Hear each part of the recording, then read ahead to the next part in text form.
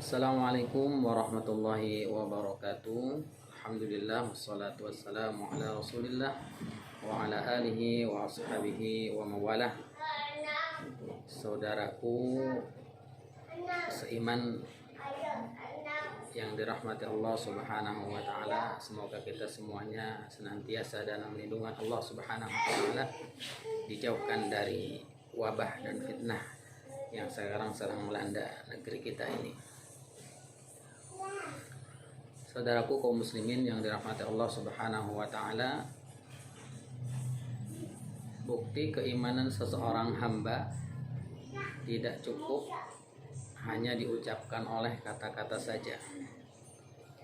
Mari kita merenungi firman Allah Subhanahu wa taala dalam surat Al-Ankabut ayat yang kedua sampai ayat yang ketiga.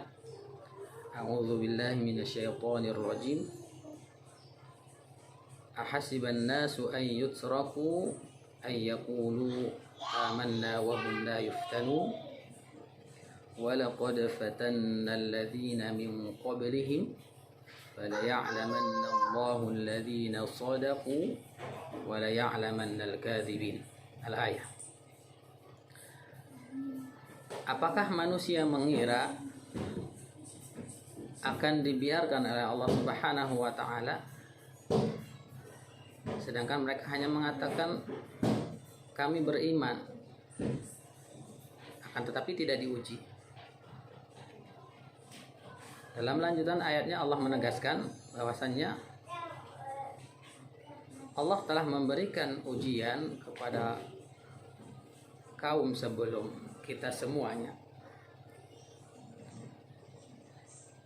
agar diketahui, agar kita tahu di mana di antara hambanya yang benar-benar beriman ataupun beriman akan tetapi pada hakikatnya dia berdusta. Keimanannya hanya sekedar di mulut saja. Kaum muslimin yang dirahmati Allah Subhanahu wa taala, wabah virus yang telah melanda sekian lama di seluruh dunia, wabil khusus di negeri tercinta kita, ini adalah salah satu ujian dari Allah Subhanahu wa taala yang diberikan kepada orang-orang yang beriman. Dari sini Allah Subhanahu wa taala ingin menakar sejauh mana kadar keimanan hambanya. Apakah dia benar-benar beriman, tulus dari hati, atau hanya sebatas kata-kata saja. Mari kita muhasabah dan meyakinkan hati kita ini bahwasanya takdir Allah itu semuanya pasti baik. Semua ketetapan Allah itu pasti baik, walaupun secara nalar kita kadang tidak sampai, kayaknya buruk, tapi kita yakinkan bahwasanya ini ketetapan Allah dan pasti semuanya itu baik. Banyak hikmah yang kita belum tahu di balik ujian yang Allah berikan kepada kita. Dan jangan sekali-kali suudzon atas takdir ini. Allah Subhanahu wa taala berfirman dalam hadis qudsi, ana 'inda dhanni 'abdi bi. Saya itu sesuai dengan prasangka hambaku. Pada itu mari kita berprasangka baik kepada Allah Subhanahu wa taala, dan insyaallah Allah akan memberikan kebaikan buat kita semuanya. Bisa jadi mungkin juga musibah ini sebagai teguran kepada kita semuanya dari Allah Subhanahu wa taala, agar diri kita makin dekat dengan Allah. Setiap hari kita membaca iyyaka na'budu wa iyyaka nasta'in. Tetapi Allah ingin bertanya implementasi dari ayat yang kita baca ini. Hanya kepadamulah kami beribadah dan hanya kepadamulah kami memohon pertolongan. Nasta'in, na'tamid, sejauh mana kita bertumpu pada Allah Subhanahu wa taala. Dan marilah kita berhusnudzon bahwasanya setiap ujian yang Allah berikan ini adalah bentuk cinta Allah kepada hamba-hambanya yang beriman.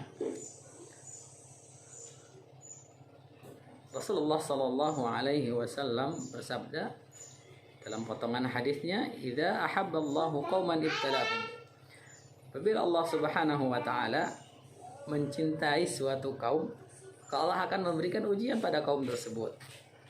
Maka enggak usah galak. Yakinlah, berhusnudzonlah, Allah sedang cinta kepada kita. Dan juga kita harus yakin bahwasannya ujian yang Allah berikan kepada kita ini adalah sebagai wasilah, sarana Allah ingin mengangkat derajat kita bagi orang-orang yang ridho dan sabar terhadap ketetapannya tentunya. Kita tahu para nabi, para rasul, mereka itu menjadi manusia yang mulia di sisi Allah Subhanahu wa taala.